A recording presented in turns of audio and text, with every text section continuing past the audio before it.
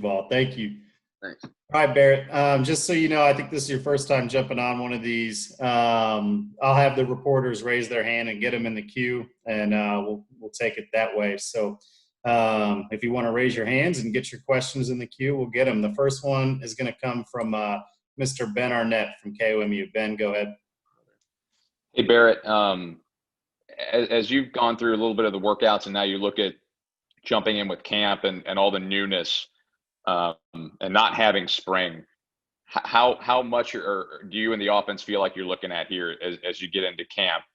Is it everything, a little? I mean, what kind of a workload installing all this do you feel like you're going to see in the next few weeks? I think it's actually not as bad as a lot of people will probably think. You go through before spring ball, and we had a bunch of installs then, and then obviously spring ball got cut short, but we've had all summer. And then that mini camp that they gave to us was really kind of a really big and important thing. We were kind of able to go through all the installs once and, do some walkthroughs with that. And so that made us a lot more comfortable with what we were trying to get done. And then obviously we'll go back in and start a camp and go back over all those installs again. So it'll be our second or third time seeing them. So I think it's not as stressful or overwhelming as some people may think it may be. Next one comes from Eric Blum from the Tribune. Eric, go ahead. How you doing, Barrett? I know that Coach Rink isn't close to naming a starting quarterback, but as a receiver, I'm curious what your thoughts on the guys competing for the job and what you've seen from them kind of growing during, since mandatory workouts have started. Sean, Taylor, Brady, Connor, all those guys. Yeah, I think they've all done a very good job. I think all of them have prepared themselves to make a run at it. And I think that was good. Just having that mini camp for those guys to get out there again, being off a football field for, almost 6 months, 7 months is kind of an odd deal. And so I think that mini camp was good for all of them to be able to go out and, be in the pocket and feel that a little bit. And so, I think all of them done a good job, and they'll all may have a shot at it.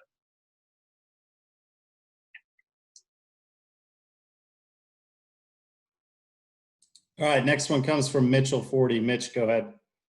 Hey, Barrett. Jamal was just saying that, a lot of people have talked about, obviously, the student body coming back to campus being kind of the next challenge in making this happen, and the team has had some discussions about how to handle that. What do you all feel like you have to do in order to make sure that cases don't spike among the team as the season happens? I think it's just the same thing that's been preached for the last couple of months. It's just maintaining your social distance, wearing a mask whenever you are going to be closer than that 6 feet, and I think it's just kind of a team responsibility. I mean, we got to make sure we're not, you saw Rutgers and all that, they got a spike in cases because they went to house parties and stuff like that.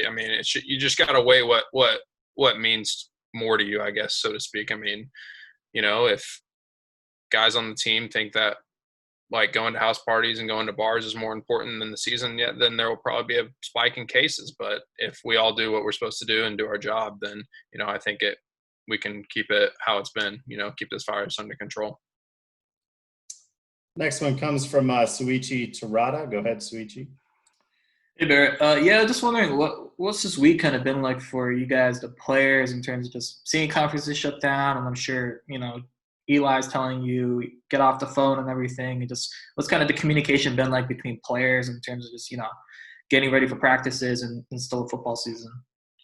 It's tough. Obviously this is kind of unprecedented. This is not, football season's always kind of been a constant in our lives. And so seeing all these other conferences kind of shut it down for this fall, it's kind of, it plays with your mind a little bit, but we got to trust our leadership and trust that they're going to make the right decision for us and for what our safety is. And, I think the best thing that we can do is, prepare ourselves, and we got to prepare like we're going to play, because as of right now we are. And, if we're over prepared and it ends up not happening, then no harm done. But I think that's the main thing, is just making sure that you don't lose your focus in that.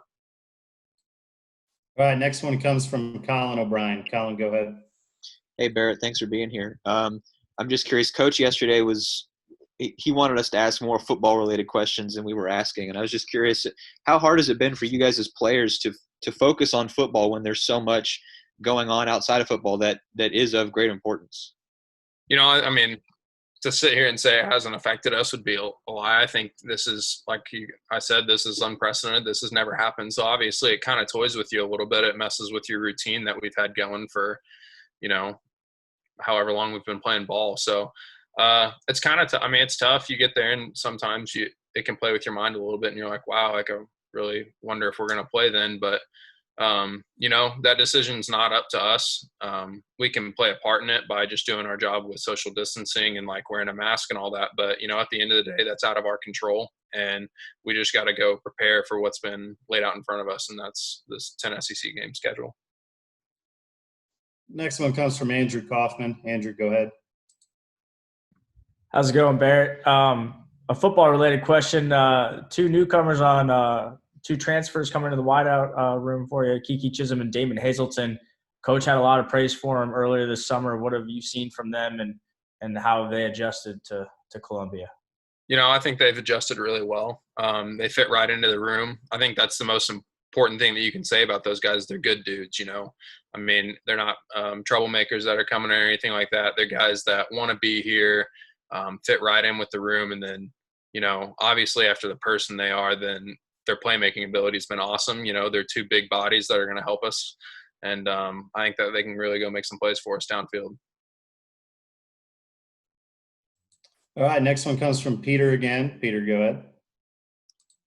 Hi, Barrett. I was wondering, what's your, level of, is there any concern with the rest of the student body coming back to campus? And is that something that you guys have kind of had reminder conversations about ahead of them about kind of the protocols you guys are going to take?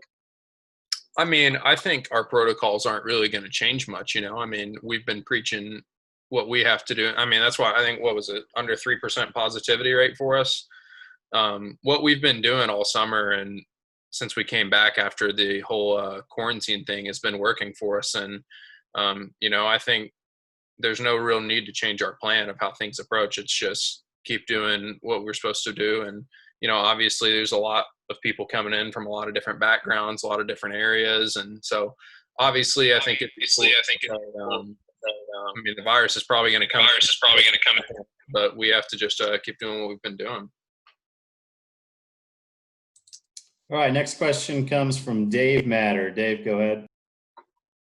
Hey, Barrett, how much has just kind of your daily routine changed as a college football player during a pandemic? I mean, has it gotten normal at this point, or how different are things?